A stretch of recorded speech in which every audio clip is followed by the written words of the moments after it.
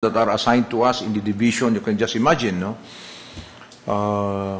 On the average, how many cases do you receive on a monthly basis, on the average? 30 to 40. 30 to 40 for the cases? For everything. Including NBank? Including NBank. So if you get 30 cases per month, then that would be, times 12, that would be 360 cases per year. Yeah. You multiply 360 cases by 15, no? Assuming that we get an equal distribution of cases. So how many cases would that be? That would be more than 4 to 5,000 cases, and they will all go to the NBank. Is that doable? Justice Hart? I think it is doable because the NBank will only be deliberating on the final decisions. There will be no incidentals anymore. So the comments, reply. There is completion in the Court of Appeals, like in the Court of Appeals sense. Completion, then you complete everything at the lower levels. Once it is submitted and there is a report, you toss it to the NBank. The NBank now reads the report and deliberates on it.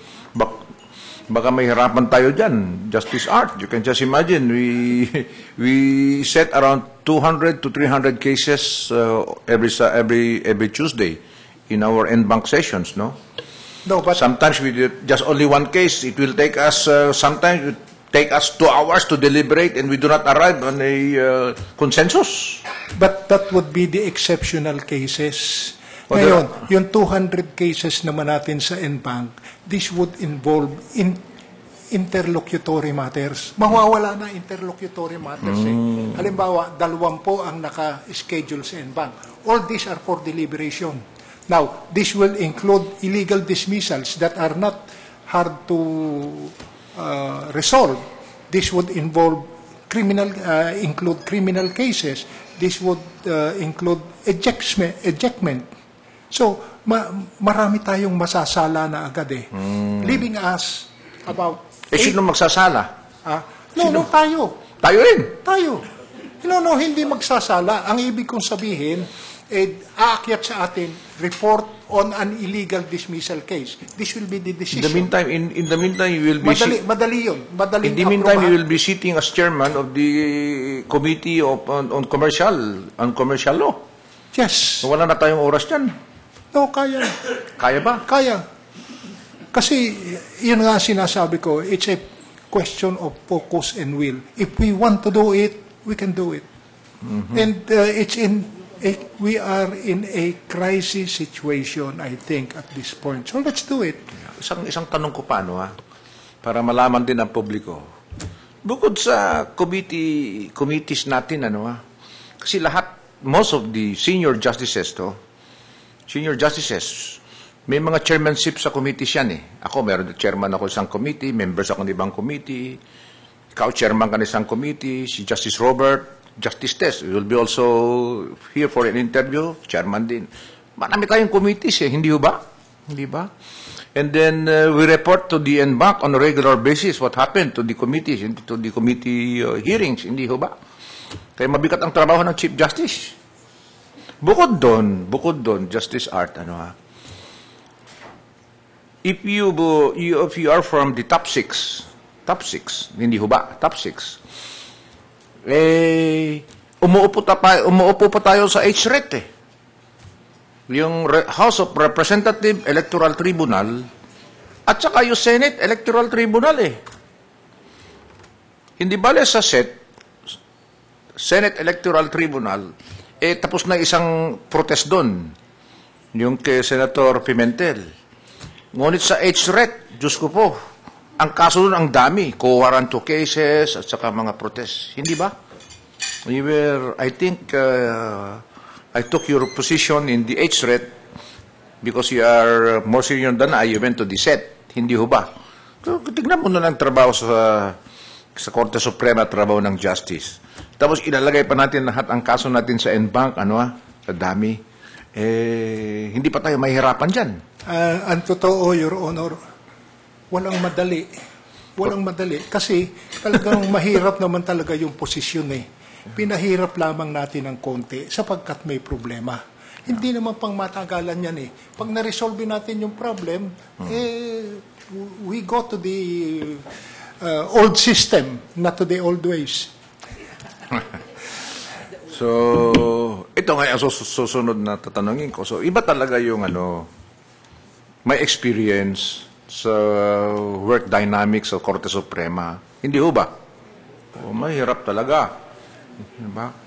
I'm not saying that those from the outside are not qualified, but what I'm saying is this. This is what really happens. This is how we work in the Supreme Court. Tama ba? That's why I agree with you that because of this interview, we were able to enlighten the public as what we actually do. Hindi ho ba? Tama po. At saka yun ang rason na pumayat ka. Hindi ho ba? Ayaw mo kasing aminin eh.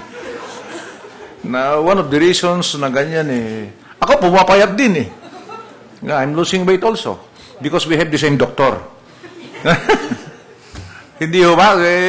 Kaya nabawasan ka ng weight eh. Sometimes dahilan sa trabaho. Totoo po yan. Now my last question is, alam mo, si Justice Art magaling ito eh. Ha? To enlighten the public also, number 1 sa bar exams ito eh. Ha? Tama ho ba? Number 1 ka sa bar exams, ano? Oo, tama. Yung problema, you're already, how young are you, Justice Hart? 65, Your Honor. 65, so you have at least 5 years, no? 5 years pa. Ang tanong ko sa iyo, 5 years ka na lang dito, if you become the Chief Justice, marami kang programs na introduce dito, hindi ba short period of time lang, 5 years na lang eh. Ha? Ang pagsisilbi mo, pwede pa? Hindi po maikli ang 5 years. 5 years ago, I was Secretary of Labor. So, matagal na panahon. Ayan. Sa labor, I was there for only 2 years and I did a lot.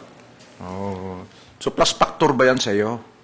Because according to you, of course, you will tell me that's a plus factor because you were once a Secretary of Labor. So far as administrative work is concerned, probably plus factor sa iyo. Naging member ka ng batas sa pambansa, di ba? Plus factor din, tanong ko sa iyo, candidly, ano naman ang weakness mo? Lahat na ng plus eh. Anong minus? Wala, no? Justice Hart. Your Honor, it would be an admission against interest. Okay. So, okay. Now, ang huli kong tanong, kasi naghihinayang ako, 5 years na lang, so you have to retire after 5 years. Anong gagawin mo after retirement? Are you willing to come back to the court, probably as a consultant, help the court? Anong plano mo after retirement? Let me tell you what I will not do. Oh, what you will not do? Okay. I will not practice. But you can practice in Canada. No. No, you will not. I will stay in the Philippines. Okay. I will not practice. I will not write a column. I might probably teach with some difference.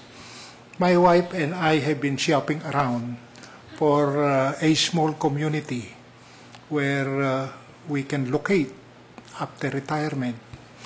And we would like to teach in high school and a little of law school. And I think we have located one locality now. Where at? Well, we are interested in Lipa City. There is the De La Salle Lipa, where they have a very good high school, and they have an upcoming law school. Their first bar examinees will come in next year, I think. Why not? Why not in Laguna? This is this place where you come from. Why in all places Lipa? Ayoko po. Are you a follower of Vilma Santos, Governor Vilma Santos? No, ayoko pong umuwi sa San Pablo ng pangmatagalan. ayaw ko rin sa Laguna because I used to be a politician and I don't want to go back to politics. So I would like to lead a simple life, teaching, perhaps writing, and reminiscing about my days in the court. Now there are questions, given to us. You may or you may not answer. If you say that that has already been answered in your ponencia, it's up to you. Now, the question is, please comment on the propriety of Mendoza's letters in the FASAP case or of retired SC Justices writing personal letters. And you want to answer this because I think you already came out with a resolution about the letter of Attorney Mendoza in the FASAP case. Do you still need to read this or? Well, I don't wanna mind. answer this? I don't mind discussing my end of that FASAP case. That FASAP case was a very unusual case. It was a case decided by a division, where of 5 members of the division, there were 3 who retired, one after the other.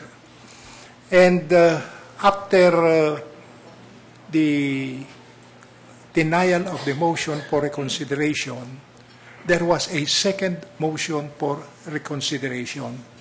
It was raffled to a member of the court under an old rule. Yeah, a member of the court who was an original member of the division that rendered the decision. No, it's not. no, Okay. it's not. A member of the court who is not member of the original ruling division under an old rule. After that, it was raffled, and the case was revived on second motion for reconsideration. And then the member of the court handled the case for 1 year. After 1 year, when there came a new rule, he inhibited himself from participation in the case. And the case was raffled to me. So I decided the case, deciding in favor of the union. And to tell you the truth, I did not look into the history, the raffle history of the case. So after our decision was released, there came the letter of Mendoza asking about the history of the case. So when I went into the history of the case, I saw a problem. Wala kaming authority to rule on the case. Because of the new under rules. the rules. Yeah. Under the rules. That the case should have been assigned to a member of the original division. Original ruling division.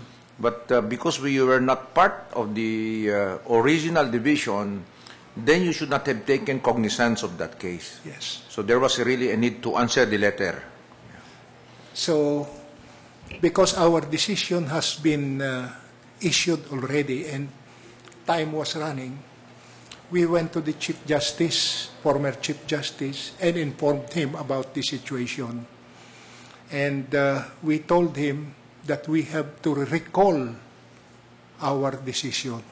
So we went to the NBank and recalled our decision in order to avoid flip-flopping.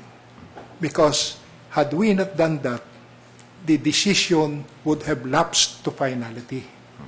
Ngayon, pag naging final na yan, saka mo papalitan, Mas mahirap yun. flip-flopping problem na naman. So, that was the root of the problem. But it came at a time when there was that impeachment move against the former Chief Justice. So, it was cited as one of the grounds for impeachment. But it was really a ground that has no merit because immediately after resolution, the matter was dropped by the prosecution. And in fact, there's no yet decision on the main case. There is no yet reversal of the decision of the